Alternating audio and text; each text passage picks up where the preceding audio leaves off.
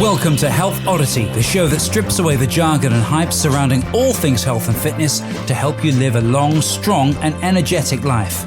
Lining up at the bar this week, here's Peter Lant, Paul Bassett and James St. Pierre.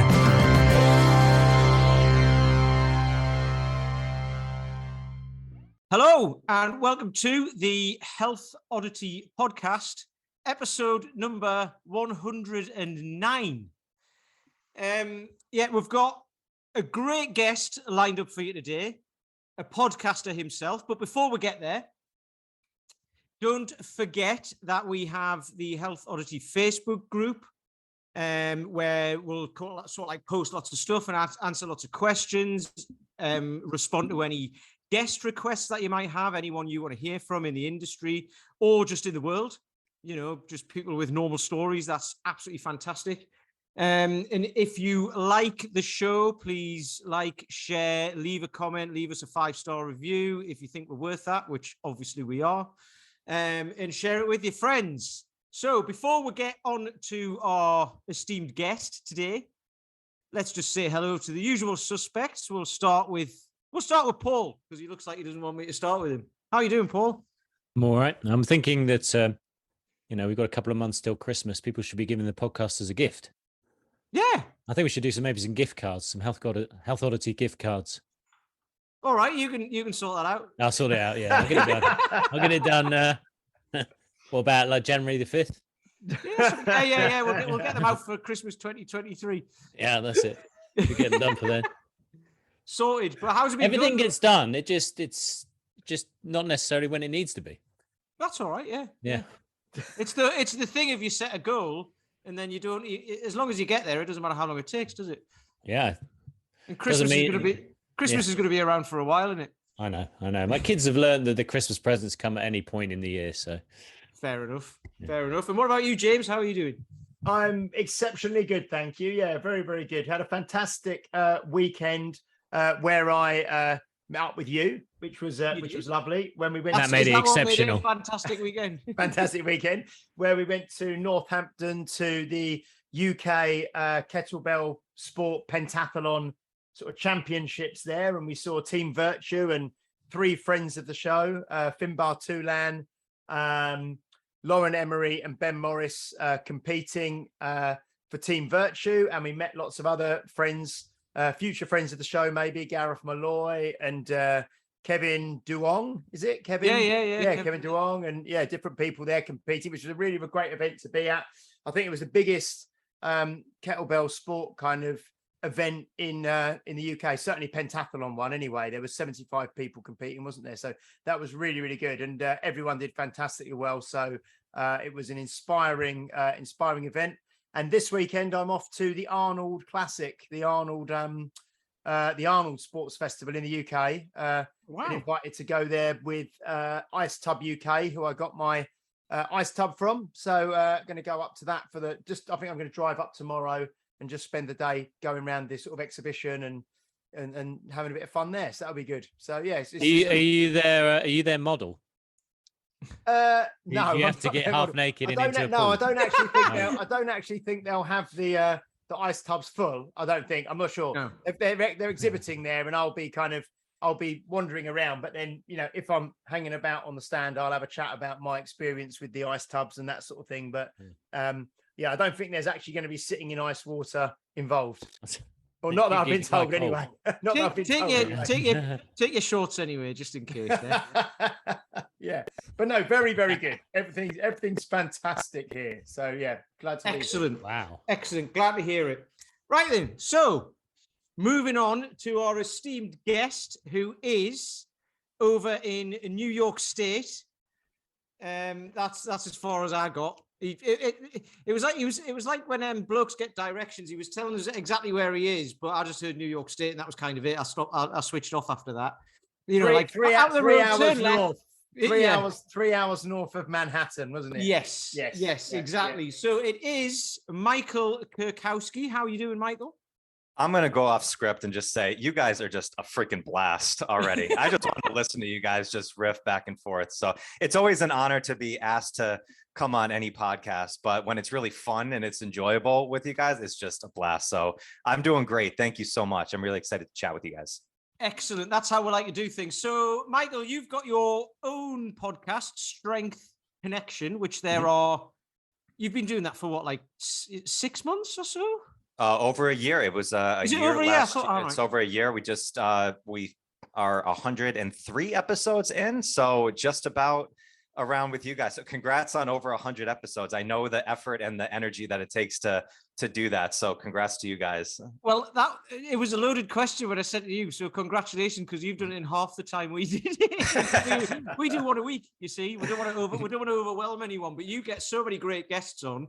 We've had a lot of mutual guests as well. So it's been really good to hear how you talk to them and how we talk to them and the different things we end up talking about. Which is fantastic. Which just shows the breadth of knowledge that the people who we've all had on have.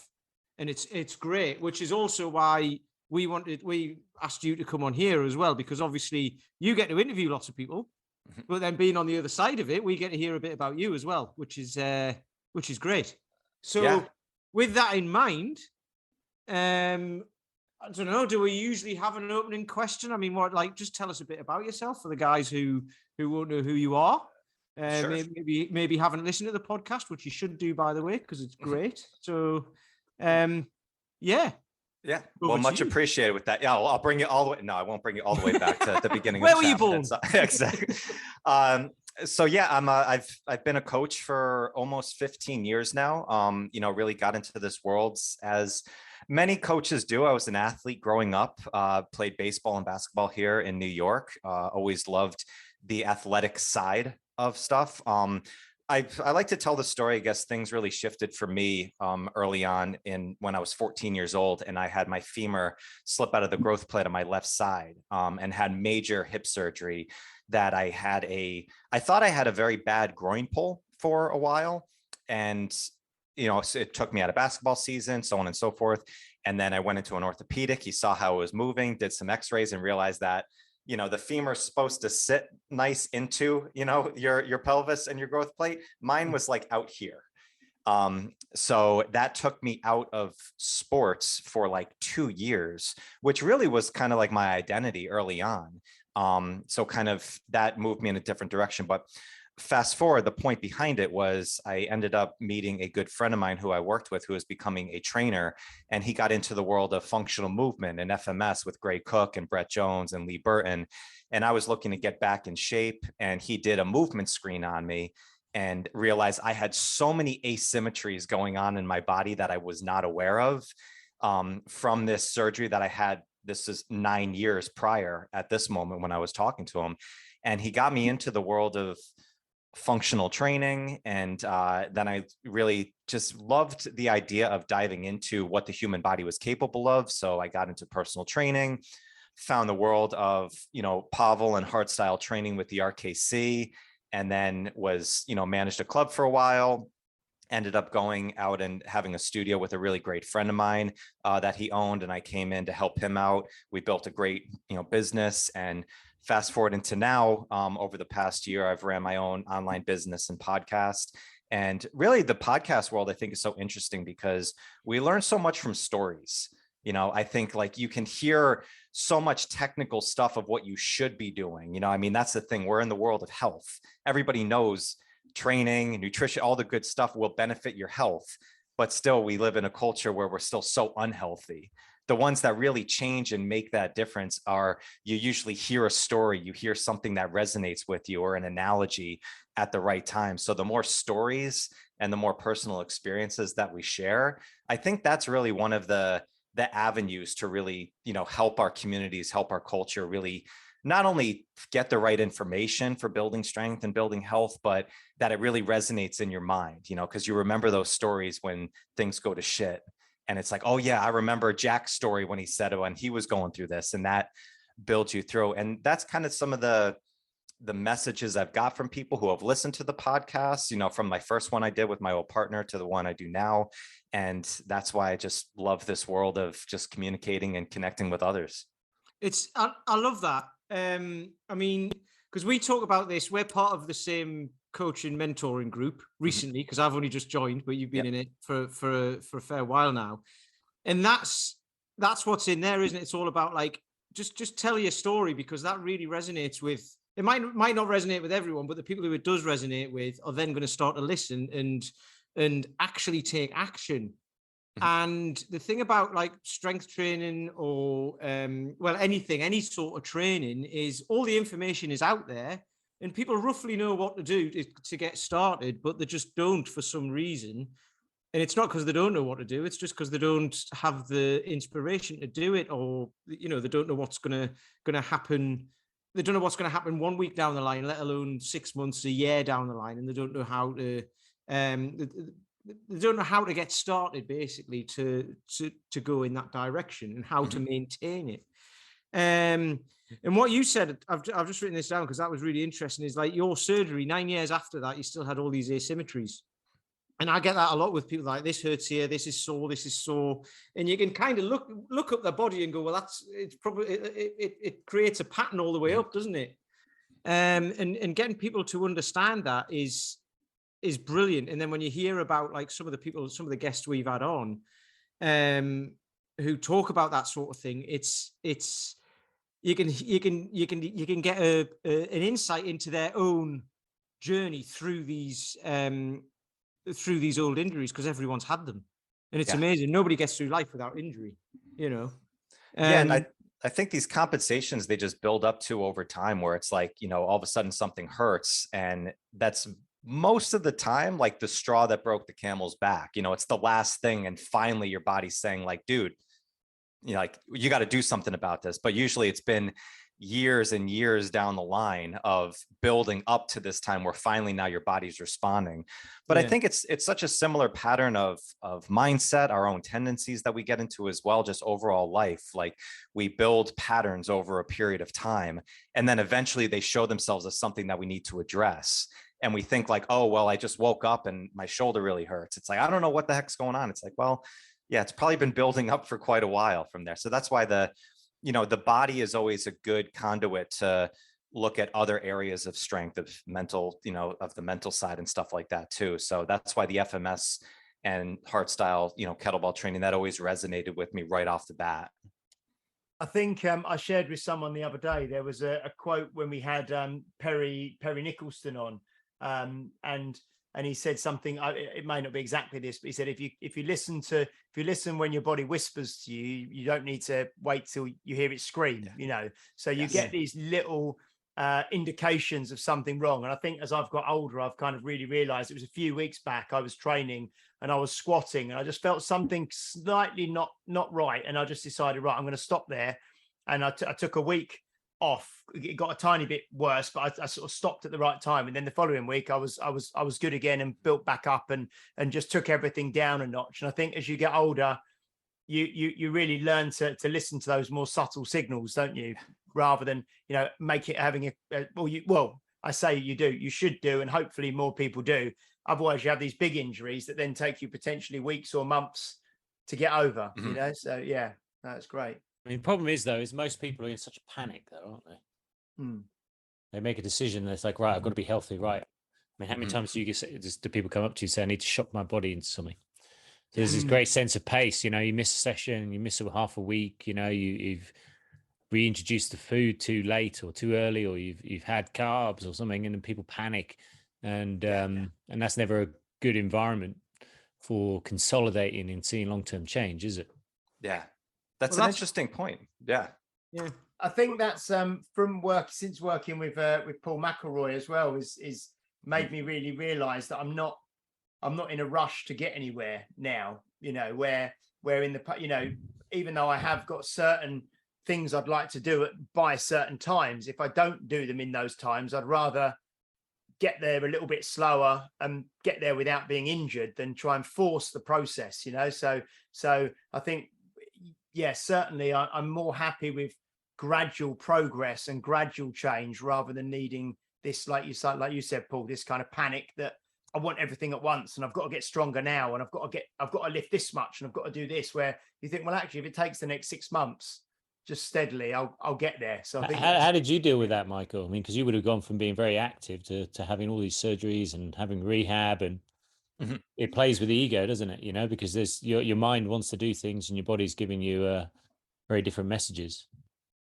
Yeah, I can look back as a retrospective now and kind of and break it down.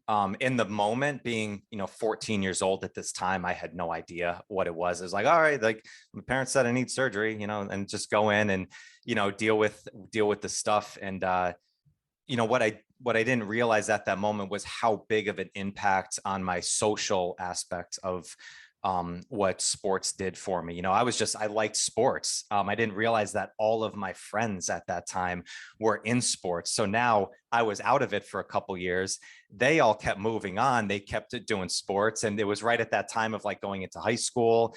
You're kind of, having, talk about identity and stuff. Yeah, 15 years old. You have no idea who the hell you are at that time. Nobody, I'm 38 now. I'm still trying to figure it out from there, exactly. But, what it did do is, and kind of looking back, you can look at the positives that came from that. It was a negative, piece in many ways, with it. Yeah. Like I wish sometimes that didn't happen, but it also kind of made me dive into a lot more of like the deeper thinking type stuff. Like I'm a deep thinker. I ask, way more questions than probably needed with anything. Like it just goes through my head. And that's actually served me very well in the work that I do in relationships and stuff, because I don't scratch the surface on stuff. I go deep. I got really deep into reading, into writing. I mean, all that type of stuff that has been a huge impact. So it's, we want, like, kind of going into that like quick fix, like we want to get that result right away. I actually talked with Brooks Kubik on my podcast,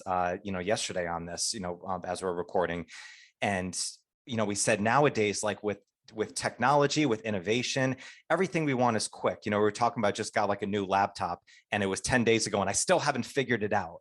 And I'm like, well, if you put that into an analogy of a strength training program, if you just started strength training and in 10 days, you're like, I haven't figured this out yet. Like I just started back squatting. I haven't figured out this movement yet. It's like, yeah, well, it's probably going to take you about 10 years to really master this movement down there. So eliminate those expectations, back off. So, one of the things that Brian Grosso says in our mastermind, that we're in is, get your dopamine release from the process, not from the results. And that was something that really hit me. And, why I think systems like that Pavel's work with Paul's done with his work with the Amazing 12. Paul's an unbelievable coach. I've got a chance to speak with him a couple times. And it's really those, and, Brooks, same thing. It's really adopting that mindset of not just enjoying the process, because that's something that like we all say, like everybody know, oh yeah, the long term and stuff like that. But really in their minds, they're like, well, I still want it tomorrow. It's like, no, really enjoying the process of mastering a skill, of diving into it. And I think the best way to do that is to really eliminate those expectations. If you eliminate, that's actually part of the Tao, to go on the spiritual front of it. When you're void of expectations and achievement, then you always succeed. That's what it says in that lesson. It's funny. It's funny because that's in the Tao, but there's also what's his name? Schultz, not Schultz. Anyway, there's a YouTube thing about a guy with that, and about how the paradox of choice and the key to a happy life is low expectations. It is. And I think that gets misconstrued with not working hard. It's like, oh, you can take the day off and stuff. It's like, no, you work as hard as you can in something that you love, but just, David Whitley, the Iron Tamer. I don't know if you guys ever talked to him, but he's an amazing guy. And his message of kind of affirmations that he talked about was like, if you order a book today on Amazon, right, and it says, oh, your book will be delivered on Friday at XYZ. Well, in your mind, you already own that book. It's actually, you don't even have it with you though, but like, that's my book. It's on its way already. You don't know the exact time that it's coming, but in your mind, you feel like you already own it. And he says, that's the same thing when this is the goal that I have. Like, you already own it. You're already going to get there. You don't know when it's going to happen. So relax. Don't worry about it. Like, it's already coming. It's going to be there eventually. That's amazing. Now the thing about the low expectations thing, or having no expectations, people think, well, how can you live like that? That's quite. They might think it's a bit. What's the word? A bit. Well, you've got to be excited about things. It's like, yeah, but like you've just said, the very example there of the book, it's going to be delivered on Friday. If it turns up on Saturday, you're going to be all day Friday. You're going to be like, where is it? Where is it? And then you're not going to be very happy with the service. Mm-hmm. Because that expectation has been put there. If they say, "Oh, it'll be there when it gets there," you've got no expectation, and it just turns up when it does. So this is when, I mean, I've just written all this down about like the dopamine thing you're talking about. So someone sets a goal, and say it's like a 6-week challenge or something like that, and they do the challenge, they get the thing, bang, dopamine, way, aren't I brilliant? But then that disappears like instantly. And then it's like, well, what happens next? And you kind of might fall off the wagon, and it doesn't sit and it doesn't change your lifestyle, does it? But if you can make the process that, then the dopamine comes from the process. So you're more likely to carry on afterwards, aren't you? Mm-hmm. We've got quite a unique position though. It's quite a modern thing though, isn't it? All this. It's a modern problem to deal with, I think. I mean, it's not to say that people throughout history haven't dealt with existential crisis or the meaning of life and things like that. But it's, one of the benefits of the Industrial Revolution was leisure. Leisure, and we work in the leisure industry, don't we? I mean, that's what fitness is. It's that's what we call leisure centers. I mean, and that leaves that space for you to go, right, well, shouldn't I be doing something with this? Shouldn't my life mean more than this? In a way, we were kind of creatures of the process in the past. The process kind of was the life. And then we're kind of a bit meta now. We're kind of outside that. We're saying, oh, we have this separate process, which is jobs, family, et cetera, et cetera. And then we're outside that. We have to have some kind of secondary perspective on what that might look like. And then we end up in this existential crisis. We're like, well, how do I apply meaning to this? How do I navigate this? And really, we've got a luxury of that. And it's kind of a thing that maybe in the past, like when you're talking to Brooks, dealing with people where that, the knowledge they had was the knowledge that was available. And therefore they had to be very good at applying very basic systems and very limited knowledge base, like when you look at like the light dumbbell system that was used, which is just a single dumbbell to get strong. No one had gyms, no one had that. It's like you've interviewed David Cohen, people we picked up rocks, there was a simplicity to it. And I think that's what's interesting about running a podcast now. And I'm sure you find this with everyone's stories is that we're actually, you talk about being a deep thinker, a consequence of this extra leisure time is that we've all been given the opportunity to think deeply about that. And therefore, there are people like yourself and, running podcasts who are kind of interested in exploring this narrative of deep thinkers, this kind of seam throughout society, isn't it? I mean, so, I mean, you having grown and done over 100 episodes in 6 months, I mean, you must be just what is it how are you finding your guests? What are you looking for? That's a really great question. Honestly, I look at having a guest on is just somebody that I think I could have an interesting conversation with. I named it, to start with, this is my second podcast that I've done. My first one that I did was with my old partner, Chris Abbott, who was a Strong First instructor as well. And he had a studio here in where I live in New York State. Okay. The big area above Manhattan. And I joined him about like 4 years ago or so at his studio, and we built that up and it was amazing. And then we started the podcast and we called it Breakthrough Secrets. We called it that because we wanted to talk about anything. We talked about strength training. We had a lot of our friends on, we had our coaches and mentors on just to have conversations. But then we talked to sex therapists. We've talked to, holistic health. I mean, we went all different areas of it. And we were doing a podcast a day where we were doing 5 episodes a week. We put out 170 episodes in less than 6 months.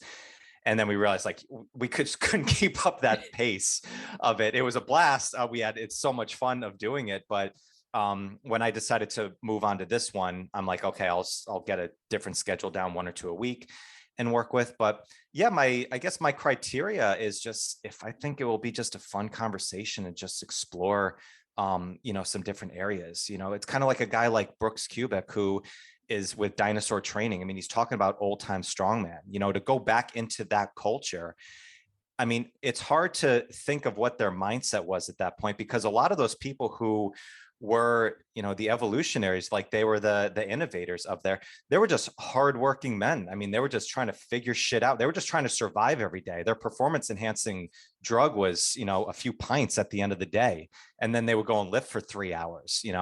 Nowadays, with all the information that we have, and there's a lot of research now that everybody is getting weaker, everybody's getting, depression is at an all-time high. We have all this information about what to do, but we're still not doing it.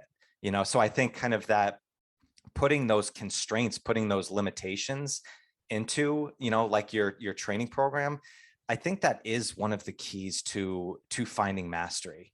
That's one of them. I'm sure there's a million other ones, but that's one of the big things with the podcast that I like to do, is just explore different ideas and get from different experiences with people. Because if somebody went through, dealing with a loved one who went through cancer and they have a story about strength, it might be vastly different than somebody else who went through the same exact experience, but just based on what they've did, something that they heard, somebody that they leaned on at that time.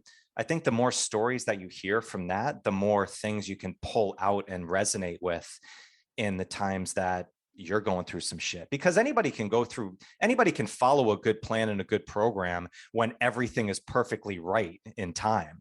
And how many times have we heard that with clients before? It's like, oh, well, I'm waiting for this as soon as I'm done with this, then I'll really start with this. Oh, as soon as it's the perfect time, then I'll get started with it. When in reality, we know there's never a fucking perfect time. Sorry. It's okay. Sorry, children. You can swear, it's fine. It's like, and you just want to go out and be like, there's never a fucking right time for it. It's like, just start right now. You do it in a nice and eloquent way with it. But I think the more stories that you hear, I think that's more of the best way that it resonates with you the most. We spoke about it. This is sounding like we're having a competition to see who's had the better guests on. Like we keep dropping names all over the shop, don't we? But well, you interviewed me before. We're talking about like lots of the same sort of stuff, which I love.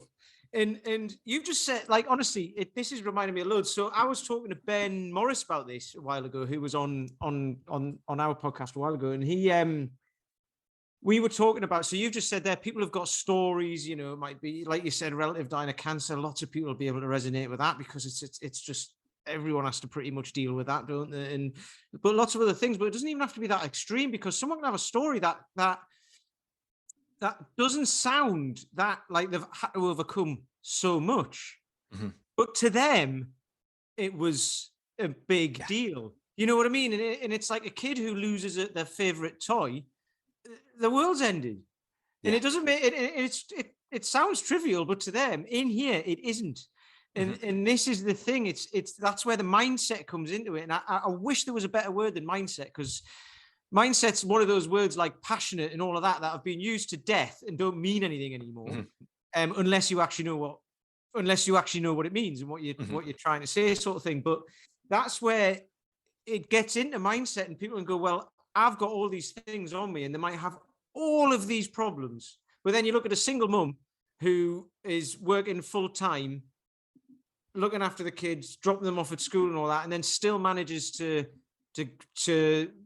get to a goal of whatever she wanted to do, or run a marathon or whatever, and it's like, wow, I wish I could do that. And it's like, well, you can. The difference is she said she could.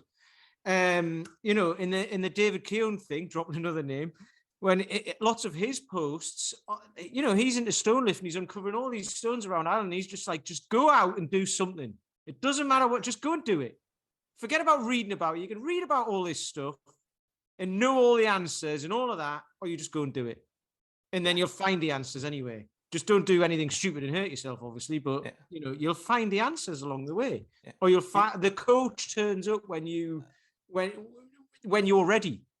And the coach has always been there, just your brain changes, your mind changes, your neurology changes, and then the coach suddenly appears in front of you, don't they? That brings an interesting point that brought to my head. Speaking with David, David's a guy that has done a lot of work in the kettlebell competition, done some very extreme stuff. And in stone lifting, you can tell in his mind, because I've talked to a lot of people about flow state, like he understands that world. Like when you go up and lift a heavy stone, you're not thinking about anything else. You are in that moment completely. And I mean, that's the definition of humility. You don't care about what you don't care about what you look like to anybody else. You're completely in the moment. That's like a glimpse of heaven with a lot of you going on like the spiritual side of it. But brought me to a point that Fabio Zonin talked about with me about kind of the principles of strength training and really the key components, where he says, if you step up to like a deadlift bar and it's the most weight that you've ever seen on there, it's like you are going for a PR lift. You don't have to worry about focusing at that time. You're focused. It's like you are in that zone in that moment. But can you approach a bar that's maybe 50% of what you can lift with that same focus and that same energy and that same mentality? That's building the skill of strength. And that was kind of the direction and the point that he brought up with. And it kind of brought me to one of my pet peeves of my clients that I get on them all the time, is that they say, oh, like time goes so fast. Oh, life moves so fast. And it's like, I get what you're saying, but when you're focused on what you're doing, actually time goes very slow. You're just in the moment. You're not even thinking about it. So it's like, you want an antidote to life moving too fast. Well, don't drown out just, the daily shit. Like that's where you can really focus in on those days. And you can do that with strength. I think strength training is a great conduit to approach that, because you can really step up to the bar, step up to the kettlebell, and really focus on what you're doing in the movement. Get all the other external feedback out of the way, like have a silent session. I've joked about this with my buddy Sam. He sees me go down to this lake by my home all the time. And I do a lot of posting down there, because that's a place where it's like, I'm just listening to nature. That's just completely out, and just get into that flow state. That whole training session feels like it takes 2 hours, even though it takes 20 minutes, because you're just in that moment. You're in that flow. And I think that's really kind of just a skill that we can apply to all aspects of strength, that if you're focusing on the things that you can just go through, just very mundane and just very, just easy, but actually focus completely on it. I think that is another key that you can do to really building your strength in all areas of your life. That's totally it. What you've just said there as well is really funny. Life moves pretty fast, right? Because obviously everybody knows what film that's from, right? Yeah. Ferris Bueller. And he said that in 1985. Things aren't getting slower. You know what I mean? So you're going to have to get over that story, aren't you? If life moves pretty fast. Yes, it does. But you've got to find like you said, find that moment. I talk about it all the time about taking my dog for a walk. I can go out for an hour with a dog and it feels like I've been out all day. Because I just watch him running around. He doesn't care. He doesn't know how long we're going to be out for. He doesn't know when we're getting home. He's just living in the moment. And to him, that's his entire life. And I've just put a post up about that now, about, you've got to connect to that sort of stuff, at least daily, at least once a day, and just connect to something that makes you feel free. And the more you do that, the more you realize, and then the more you can try and create more. We've talked about it, like mini holidays, mini breaks throughout the day. Take a little step back and look at your life from above, even if it's only for 5 minutes for a walk or something like that. And it gives you that space, doesn't it? Rather than being just like thoughts all day, reaction. It gives you that space to say, like, what am I actually doing? And then once you've got that, you can try to expand that, which isn't easy to do. But if you never do it, it's never going to happen. Yeah. There was a thing in England, obviously on Monday just gone was the Queen's funeral, and I don't know if any of you guys saw, there was a post or a meme or something that I saw where someone said, if you want to know what it was like on a Sunday in the 1980s, yes, it was like, mate, because everywhere was shut, everything was shut, all the supermarkets, all the pubs, even the little convenience stores. Just everything was shut. And I think even on Christmas Day, you have shops open, little shops open and garages open and things like that. But literally everything was shut for a day. And it just forced people to, I did work for a couple of hours in the morning, and then I did some training, and then in the afternoon, just everything shut. And you think even just to pop down the little local shop, you couldn't. So it was actually really, I I suppose it was a bit like people said at the start of when we first went into like the lockdowns in the pandemic and things like that, you know, it just forced you just to actually think, actually, we can do without all of this stuff. And I just took the kids in the afternoon down to like a local little playground down there. And it was lovely just having no pressure. And I think what you were saying earlier, Paul, about we're almost bombarded certainly with information and with stimulus and with opportunity and with like almost like, what's it, FOMO, that fear of missing out. I should be doing this. I should be doing this. That when you actually just strip all of that away and you're forced to have a day or a weekend without all of that noise, it's actually a beautiful thing, really. I used to have a friend who lived in Bern in Switzerland. I'm going to do everyone's head in here. Okay. It's one of the 5 monosyllabic capitals of the world. And I'm not going to tell you what the other ones are because you're going to have to figure them out for yourself. But Bern in Switzerland, everything shuts at 12 o'clock on a Saturday and it doesn't open again on Monday. There's a few, the odd restaurant here and there will be open, but all shops are closed from midday on Saturday. I don't know if that's still the case, but it certainly was the last time I was there. And it's brilliant because you walk around, it's a really old city, lots of old buildings and that. It's really picturesque, very pretty. And people are just walking around enjoying the city rather than having to do this and that and shopping here and shopping there. And if you can do that, you know, if everyone can get what they need and just do it on a Friday instead of like having to do it on a Saturday, it might take an extra half an hour, but then the amount of hours that frees up on your weekend is amazing. Yeah, it's just time management, isn't it? Which people can't focus on either because like you say, you've got that fear of missing out. Then you check Facebook or you check Instagram or whatever, or you watch some. I saw you post something, Michael, about watching dogs on YouTube or something like that. Was it you who posted that? Oh yeah. Oh, it's the greatest thing in the world. You can go down a rabbit hole of just funny dog videos, which is just that is one great thing to go. The internet wins on that one, but you could lose a lot of hours on that, right? Well, it's an interesting point of, I mean, the concept of time. We can go super woo on that and kind of get into there, but it's. BG says that time is something that we develop. Space is something different, creating space for something. And I love what they, a lot of cultures in a sense do that. My parents live half the year in Aruba, retired. And the Aruban culture down in the Caribbean is very interesting because the sun goes down right over the ocean. And sometimes if it's a clear night, it is just like this orb.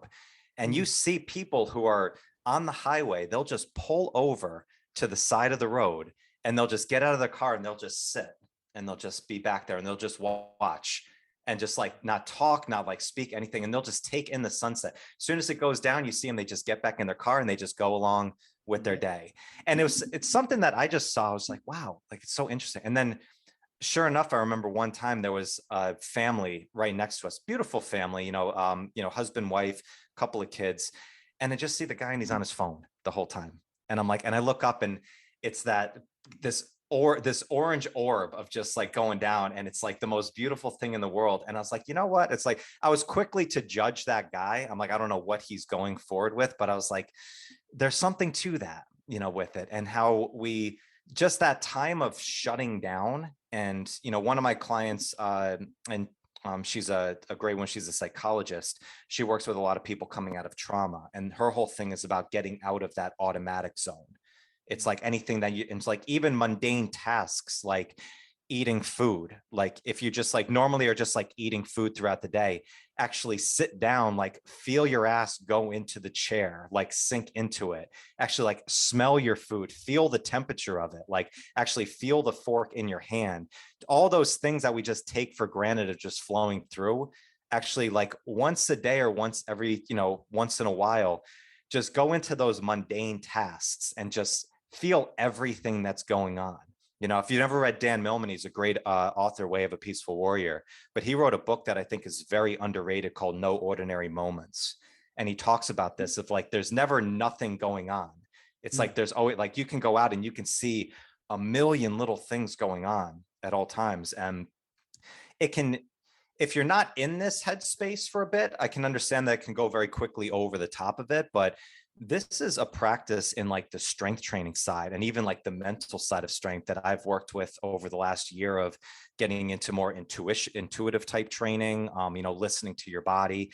And it does huge benefits for your strength. Like if you really want to like build your strength up, like get focused in on every session that you're doing, especially the light ones where you're not necessarily, going hard, going for the burn, all that shit, that we say. It's like actually just going in and just enjoying the movement of it. It does some huge benefits for it. And, I think there's something that if you practice that and eliminate those expectations of I need to get here at this certain time, all these things start to really come into play a lot more. I think I remember you mentioned Fabio earlier when he said once about when he's doing a set, if he's doing, say, a set of 10 barbell back squats, and every rep he does, he'll do the rep, and then in his mind, he'll score it out of 10 and think, that was a 6. My weight was a little bit too far forwards on my toes. Okay, I'll do the next rep.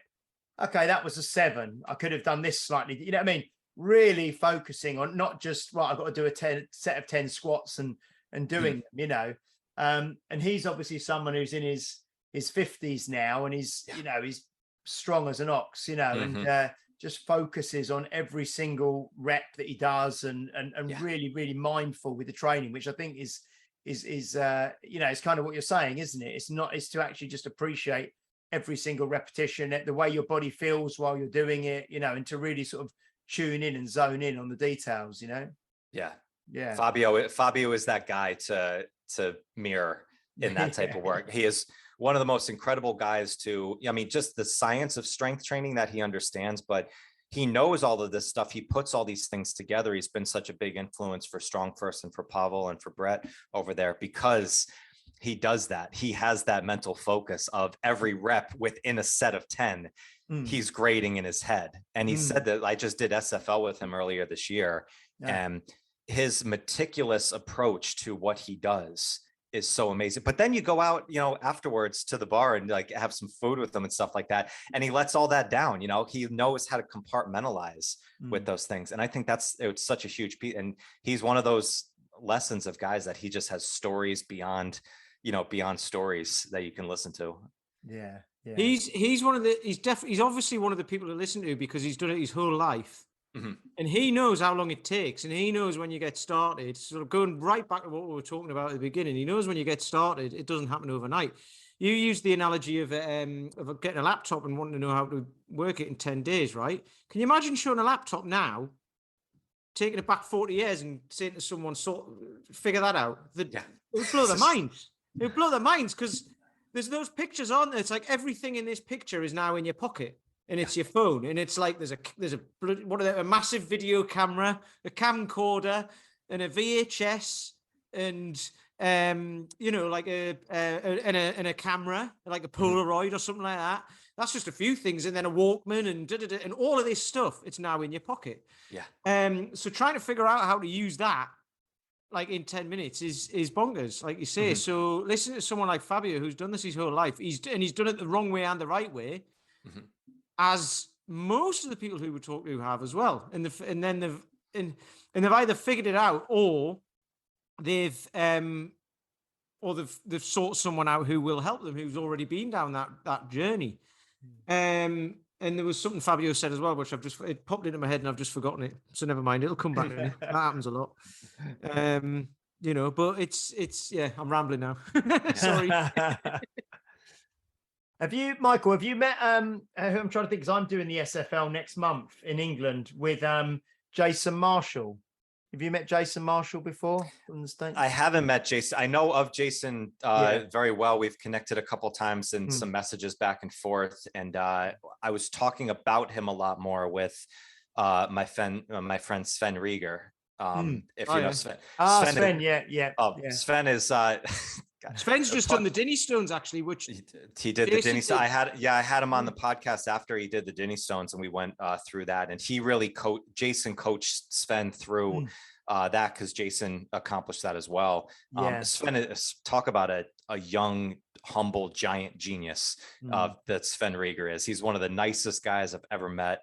and and talk about strong. That guy's but Jason I've heard is one of those guys that he's a banker, he's a mathematician. Like he just knows, like how to put things together on the science side of strength training so much. Just a real genius guy. Everybody's very lucky to have him in the world of strong first. Yeah. No, I'm looking forward to that. No, that'll be great. That'll be really good. I've just remembered what Fabio said. And he was talking basically, I think every certification I've done with Strong First, bar one, which was with Dan John at your place, James, Fabio has been the master instructor. And most of them, he wasn't meant to be, or like a fair few of them, he wasn't meant to be, but it was when COVID happened. So he was the only person who could make it across because he couldn't come across from the States and all that sort of stuff. Anyway, so I've seen him a lot, but he goes on about how the best coaches are those who've had to struggle through to figure out what to do, or they've actually struggled with it. Because if it comes naturally to you and you can immediately do something, and then you're trying to coach someone through it, you're like, well, just do it. It's obvious. You just do that, don't you? And you're like, well, your client, the person standing in front of you, is kind of, well, how talk, like, show me in a way that I will understand. And then obviously everyone understands quite differently. But if you've never had to struggle through anything, so you've had to struggle through after you've had your hip operation, and you've had to know how to deal with asymmetries and all that. So you've got all of that behind you.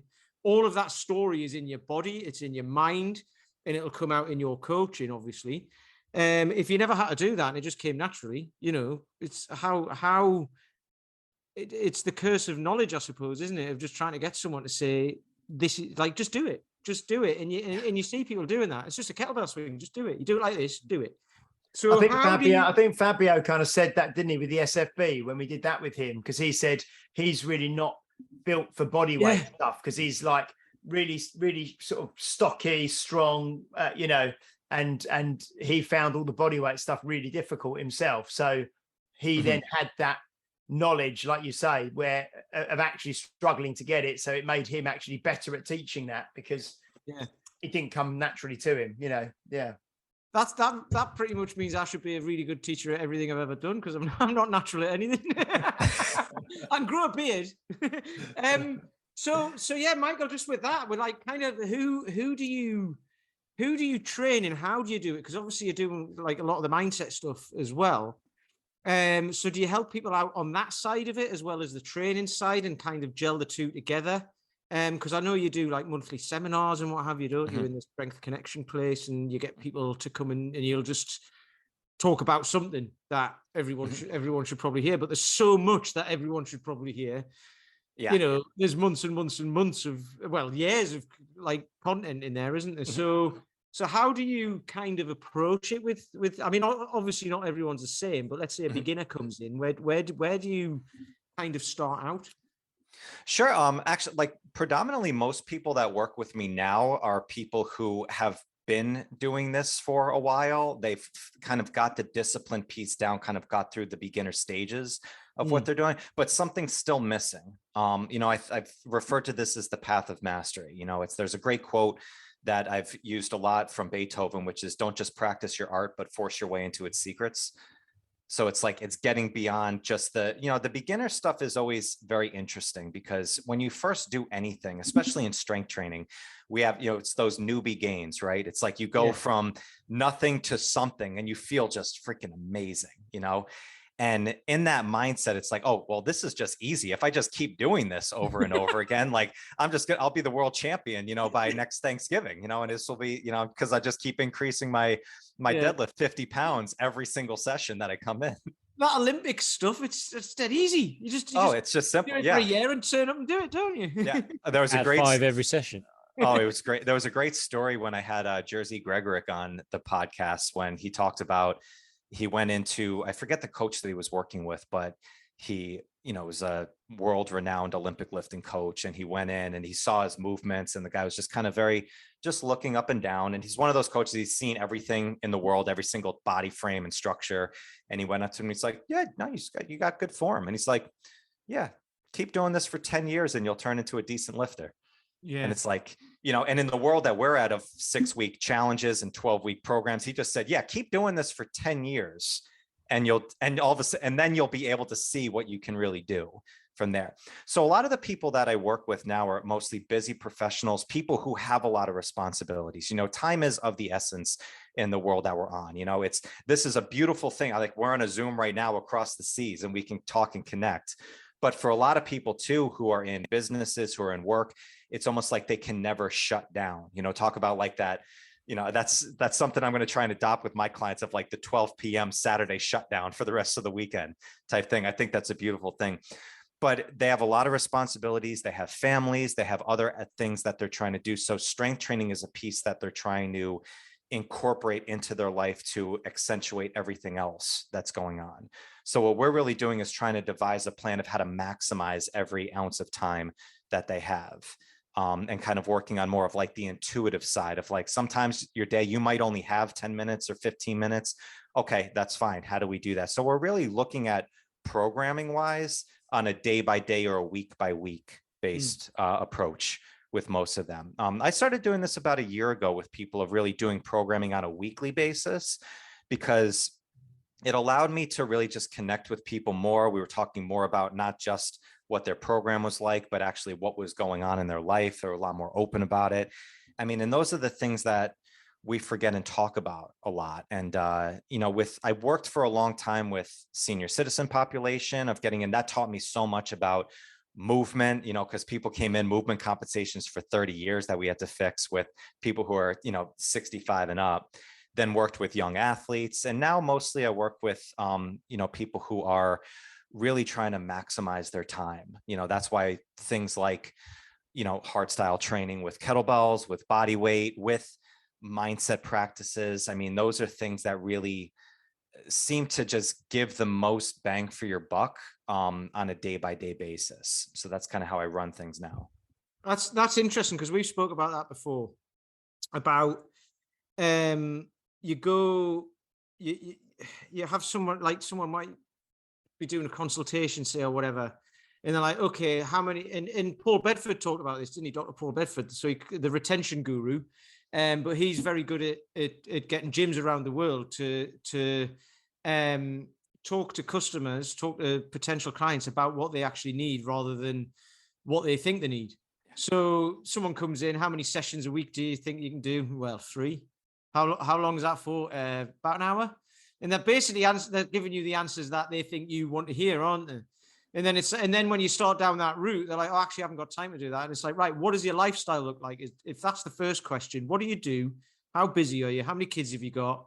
How many dependents have you got? Have you got elderly parents who you're looking after or something like that? Blah, blah, blah, blah, blah, all of that. And then it's like, right, now we're going to start to identify those opportunities to fit stuff in. And it might just be going for a walk in the beginning or something like that. So I love that approach. It's brilliant, because then it's I mean, training's on an individual basis anyway, but that's taking it to like another level, isn't it? Which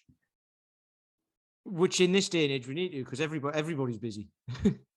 Well, what's tough about it too, and maybe you guys have seen this as well, is I've talked with a lot of people, but my main thing I did for years was I was a manager of a club. So I did all the consultations. Anybody that came in and they were first getting into it, I was the one that they met with. We did assessments, we got them into personal training. And I was very good at that piece of it, of just the communication.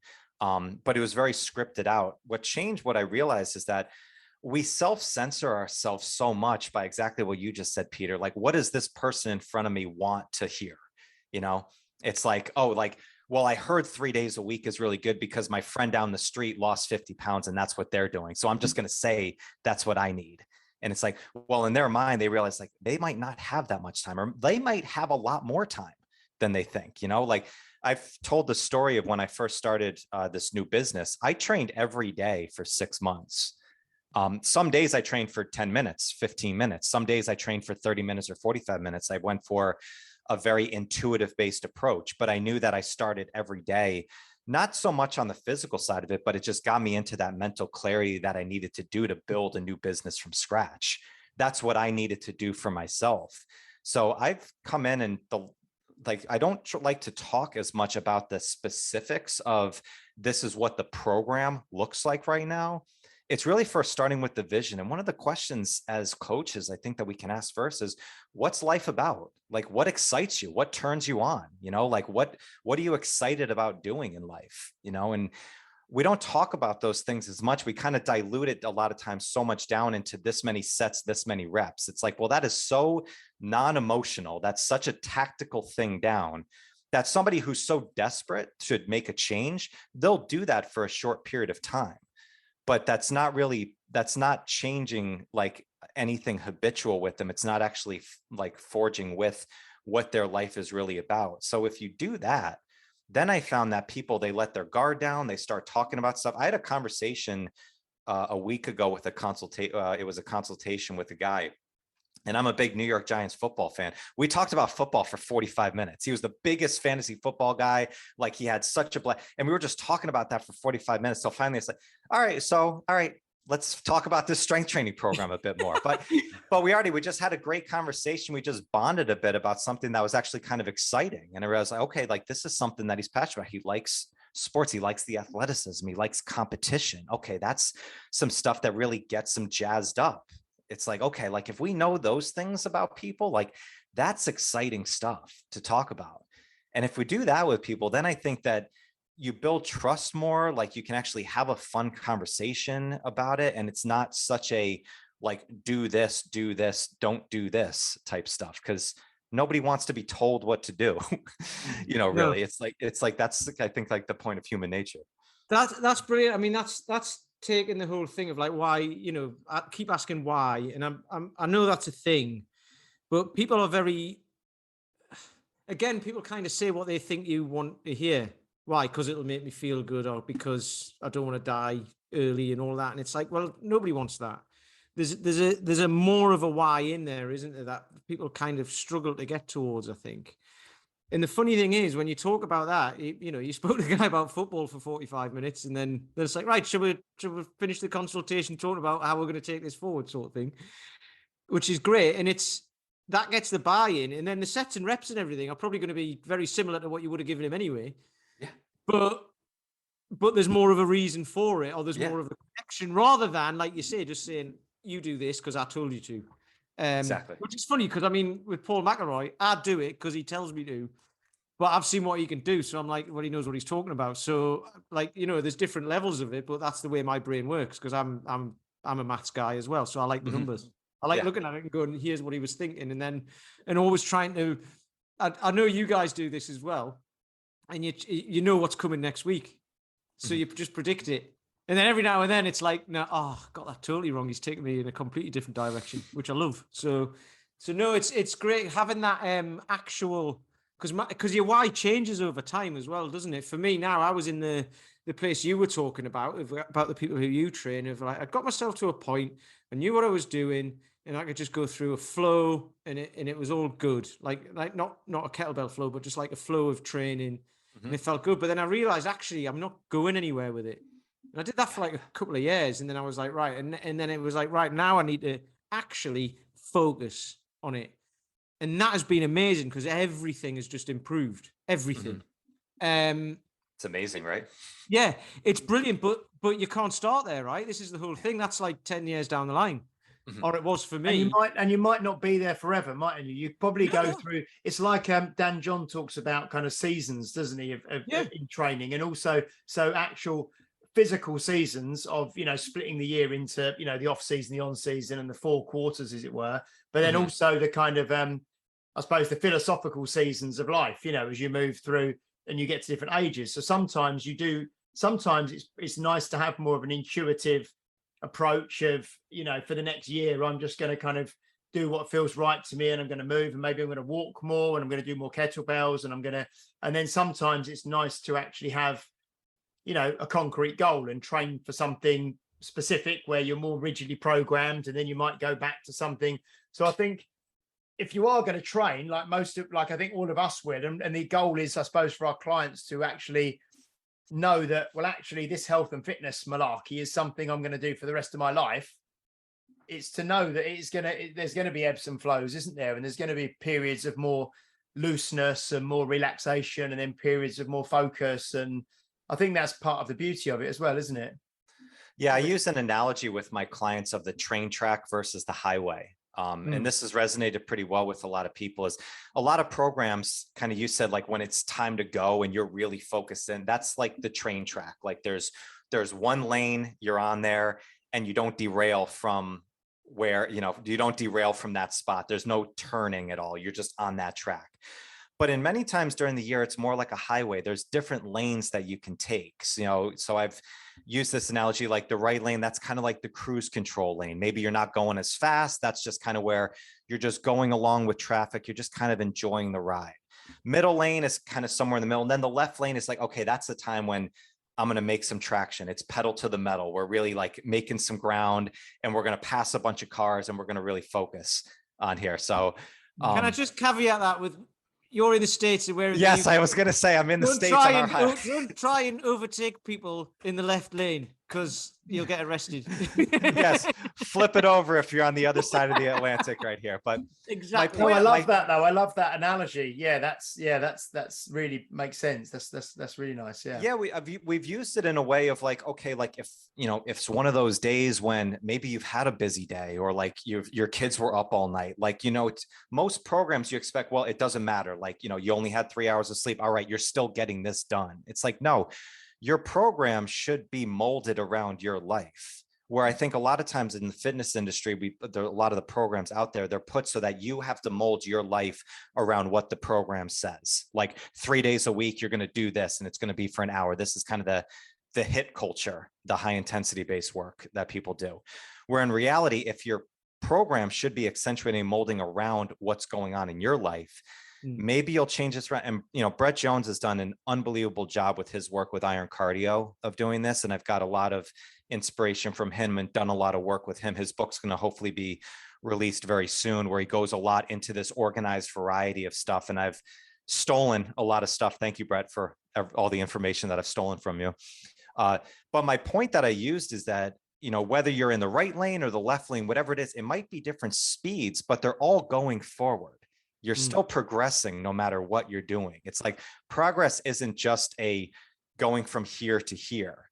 Progress could just be getting in your work for the day. It could just be punching the clock and just getting your movements in. And I've had some clients do that where they're like, I said, the non-negotiable, just go in and do the warm up.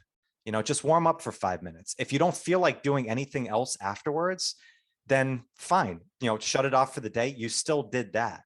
More often than not, they get into the warm up, and then now all of a sudden they've changed their pattern and that trigger. And now like they feel good and they're like ready to work out. So you get more work done over that time. But it's like all those, whether it's a good session, a bad session, a mediocre session, it's like whatever it is, they all count. They're all moving you forward in one direction. And I think it kind of, bringing it back into when we were talking about eliminating expectations, I think if you adopt that mindset into your strength training, then you can adopt that into everything else. It's like if you just go to work when you feel like it and you feel really good, you're probably out of a job. It's like you go in plenty of times of the day where you go into work and you just get the things done that you need to. Well, you can adopt that with the other things that are really important to you. And it doesn't mean you need to go and you need to crush out an hour. If that was on the docket, like it doesn't mean you have to do that. And that's what I learned a lot of going into the intuitive training when I started my business last year. It's like I said, some days I didn't go in with, I'm going to train for this amount of time or this. I was like, all right, how do I feel today? I did a couple of different tests. All right, I'm feeling pretty good. I'm going to do this. This feels like the right approach. And that's how I ended up training every single day for 6 months and still gained strength, still stayed lean, and built a business during the time. And it was one of the best lessons that I learned after 14 years of doing this. I learned that in a 6-month time period. That's brilliant. I'll tell you what I love about doing this podcast, right? Is round about the time we're looking to wrap up, it seems to happen with every guest. They go off on one and do like a perfect little wrap up like that. Honestly, it's brilliant. Just like a nice little nugget right at the end, just to go, this is how it's done. And I love that. Or this is how I view it, and this is how I do it. I love that. I think that really, what Michael just said there really ties into what Paul Bedford said a couple of weeks ago, which was that action drives motivation. Motivation doesn't drive action. And it was once you start a task, you then build momentum and you go through with it. And what you said, Michael, was, just go in and just decide you're going to do the first 5 to 10 minutes. And then if that's all you want to do, that's fine. But, 95 times out of 100, you'll do the first 5 to 10 minutes, and then you'll feel like you want to do more because the ball's rolling and you took that initial action. And I think that's so great. And that's something that, we all feel it ourselves. I'm sure. I know I do. Very rarely do I really feel motivated to train. But once you set the bars up, once you get your stuff laid out, once I've done myself a coffee, once I've started moving and done the first couple of sets, then I'm in it and I'm there to do it. But you need to take the action of just committing to get started. And once you get started, everything kind of flows from there. So that's fantastic. That's really good. I love it. Right. So, Michael, I think that's a good place to wrap this up. So if anyone wants to find you, where's the best place? You can check me out on Facebook at Micheal Kurkowski. Just look up my name, same thing on Instagram, all those handles and stuff. If you want to check out the podcast, I release 2 episodes a week, and that's the Strength Connection. You can go on wherever podcasts are, go on YouTube. You can check it out there. I have a private Facebook group that I do called the Strength Connection, and that's where I talk specifically to real fans of the show, where I go into deep dives. I really get into a lot of the insights that I've gone into. We do free educational seminars on there every 6 weeks of just going into specific topics. A lot of stuff of things that you heard today resonate with you about, battling through just the tough times of life and still getting progress done. We go over a lot of that stuff in there. So check me out on that, and that would be the best spot. And seriously, guys, kudos to you. I love the flow of how you guys run this podcast. I think it is a blast. I know how it's time and it's dedication to put this on week after week to do it. And you guys just have a beautiful synergy of how you guys run this. Well, thank you. Thank you very much indeed. I don't know what to say now. I'm going to cry. No, honest. Seriously though, Michael's podcast, I listened to it. You had Kirsten on the other week as well, she said, well, you'll have to get Michael on to yours. And I was like, I've only just joined this group that we're both in. I can't just join the group and they go, does everyone want to come on my podcast? But actually, Kirsten is one of the most special people in there of Connection. She is absolutely amazing. Well, you also, she obviously put you on to Simon Marion as well. And I mean, what a guy. His podcast resonated a lot with our listeners. He was, and if you haven't listened to that, by the way, either of them, the Strength Connection one or the Health Authority one, listen to them both because he's an amazing guy. Anyway, any thoughts or anything behind what we've just talked about, Paul? Any little wrap up closing comments? Wrap up comments. No, I mean the thing is that we're all interested in people, aren't we? All these stories, we're in a people business, personal training, strength training, it's all people. And so ultimately that's what it's about. And it's about finding their stories, whether you're recording a podcast or you're sitting in front of a client before they join or sitting with someone who's been with you a while, you want to find out what they're doing, what they're about.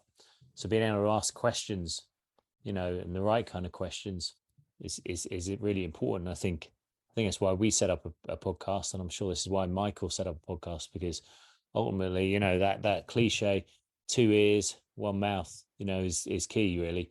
And I think if you, as you said earlier in the conversation, if you're a deep thinker, that comes down to listening and soaking up all those opportunities. And I think everyone that we get on the podcast, I'm sure it's the same with you, Michael, they have something that's really unique that can be communicated. Some are better communicators than others.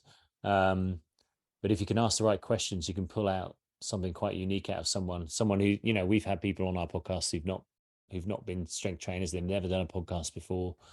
They're either everyday people or trainers with they don't have huge businesses, that they just have something to say. And you have something to say as well. As much as you spend most of your time listening, there's an art to listening in a way. There is an art to doing a monologue. Yeah. Which is what I've just done. I love it. Right, moving on. By the way, we've got 6 ears and 3 mouths. So going over to 2 of those ears and 1 of the mouths. James, what about you? I've only got 1 ear, so who's got 3? Well, how do you keep your glasses on? Sellotape. No, I just really enjoyed that, Michael, and it was great. I've kind of been connected with you for a little while, I think, on Facebook and things. But just as always, every week it's just a pleasure to kind of to meet and spend time with a like-minded person who's on a similar kind of journey to us. And and I know you've mentioned Brett Jones a few times. I'm lucky to I'm assisting with him on the SFG one in a couple of weeks in England, so I'll spend some time with Brett again over here. So that's great. And I'll check out. I know he's been doing his iron cardio. I've been seeing a lot of it. But is that going to be a book that comes out soon? Is it the iron cardio? Yes. If you followed Brett's journey over the last couple of years after he's battled cancer, and he's really done this one particular protocol that he's dove into deep. And it's just, it's one of the book I've fortunately I've worked with him for many years. He's my coach. He's my mentor. He's also one of the best friends. I would not be in the position that I am in life without Brett Jones by my side. And I've been fortunate enough to see some of the copies that he's had getting this book started and getting set. And he is one of those guys that, I mean, it's just he practices what he preaches every single day. And talk about listening. He is one of those guys that he says the least amount of words with the biggest amount of impact every time. Like it's I crack up all the time, because if I get a text back from him, it's either a thumbs up emoji or excellent. It's like every time it's like one word, it's like boom, there it is. And but he's an incredible, you'll have an absolute blast with Brett. I was fortunate I got a chance to assist with him years ago, and you learn so much from him. But this book is if anytime we're gonna set up a time, he's gonna come back on my show when the book is released, so we can dive into it even more and get worldwide spread. I would recommend this to anybody who's just getting started with strength training, has been in it for a while, because this is just important information that needs to be out there. And again, that's a story, isn't it? Like you said, the fact that I can't remember how many years ago I did the foundational strength with him, where you did you do that as well, Pete? You were there, you do the FMS 1 and 2, and then the kettlebell correctives and that sort of thing. And like you say, he's an amazing teacher. But the story behind, having the cancer and then training through and where he is now, and if that encapsulates in the program he's doing and the way that he's been doing things, that's going to speak to lots and lots of people. So that's great. No, it's been a lovely conversation, and really lovely to meet you, Michael. Ditto with you guys. Yeah. Right then. Well, I have a feeling, by the way, that Brett might end up coming back on this show as well if James is helping him out at the SFG one, because no doubt James will be there. Do you want to come back on the show? Do you want to come over? I'm not leaving until you come back. You're going to get a photo with him. Yeah, you get a photo. James will have a signed copy of his book and a photo of him standing with his arm around him. Not that with everybody. It's great. But yeah, so Michael, thank you. It's been great to actually talk to you finally, which is just great. I love it, because I like to say I've been following your stuff for ages. So thank you for coming on. We appreciate you very much for that. And to all our listeners, we appreciate you as well. Thank you for listening. Please like, share, comment, leave a review, 5-star review, obviously. That's all we'll accept. And we'll see you on the next one when we have a guest, and I can't remember who it is, but we'll see. It's Ryan, isn't it? I think so, yeah. That's going to be next week. Yeah. Excellent. So thanks for listening, and we'll see you on the next one. You've been listening to Health Odyssey with Peter Lant, Paul Bassett, and James St. Pierre. To get your regular fix of hype-free health, you can subscribe and leave a review wherever you get your favorite podcasts. You can find out more on today's and other topics at healthodyssey.com, or find us on Facebook or Instagram by searching for Health Odyssey.